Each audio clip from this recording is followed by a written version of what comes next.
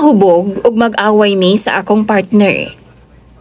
Bahadan ko niya nga iyaha daw kong patyon. Maayong adlaw kanimo DJ Sam, ingon man sa imong mga suking tigpaminaw.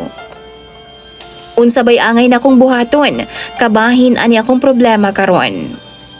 Kini akong problema, mahitungod kini sa panagbulag namo sa amahan sa ako ang anak. Tulo na katuig ang milabay, DJ Sam.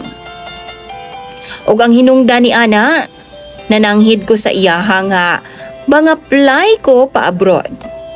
Pero lagi kay wa man giswerte. Ni adtong 2021 pa kana DJ Sam. Nakadesisyon na lang ko nga dili na lang mulahos og apply sa abroad. Tapos, mipauli ko sa lugar sa amahan sa akong anak DJ Sam. May 9, 2021 kadto DJ Sam. Uban ako ang akong mama ni adto nga time og anak sa akong ig-agaw. Pero sa wala pa mi makauli DJ Sam, nakadawat na kog tawag sa silingan sa amahan sa akong anak. Ana pa tong silingan nila nga if mag-uli daw ko sa ilang lugar, ipakita daw niya sa mga ginikanan niya og ingon man sa ako ang anak sa iyahang kaya buhaton sa ako Pero gibaliwala lang to nako DJ Sam, bisan patuod og bahad na to. Apan mi padayon gihapon mi og mi biyahe mi kauban akong mama og anak sa akong ig-agaw padung sa lugar sa amahan sa ako ang anak. Natingala ko DJ Sam, nga wa magyud siya maayo nga pagtagad tuod bitaw sa amoa. Tinuod gyud ay ang tawag sa ilang silingan nga bantay lang daw ko kung makauli daw ko sa ilang lugar.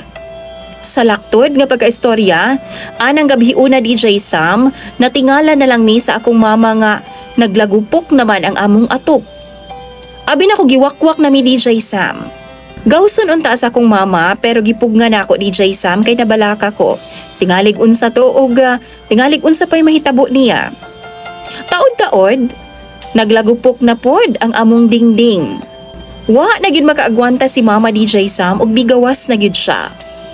Pero ang iyang nakita, ang papa sa akong anak nga gipang bunlot in taon ang trapal nga giali ni mama sa may bandang kusina. Perti niyang sukua DJ Sam. Wa daw ko'y pulos ingon pa siya nga pagkaasawa og inahan sa among anak. Iyang pasangil, wa daw ko'y ikatabang niya. Wa daw na ako gitugway ang kalabaw. Lisuda lagi ning hadlukan tagabi DJ Sam kay dili man gyud ta makapanugway.